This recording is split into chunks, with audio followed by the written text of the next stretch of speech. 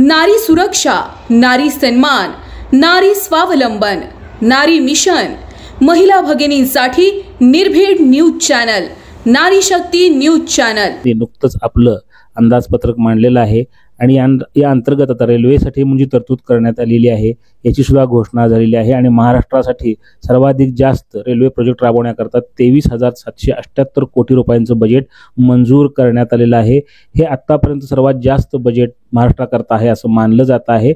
आणि रेल्वे महाराष्ट्रामध्ये जवळपास 47 प्रोजेक्ट राबवते, त्यामध्ये नवीन रेल्वे मार्गांचा सुद्धा समावेश आहे। यामध्ये पंढरपूर फलटण या रेल्वे मार्गाचा सुद्धा समावेश आहे। जवळपास 1153 कोटी रुपये पंढरपूर फलटण रेल्वे मार्गाकरता म्हणून मंजूर आहेत। याचबरोबर हातकणंगले, इचलकरंजी, जेऊर, आष्टी, कराड, चिपळूण अशाही पुणे नाशिक या रेल्वे मार्गांचाही याच्यामध्ये समावेश आहे। आणि 47 विविध प्रोजेक्ट्स आहेत रेल्वेचे, ते या 2025-2026च्या बजेटमध्ये त्यांना मंजुरी मिळालेली आहे।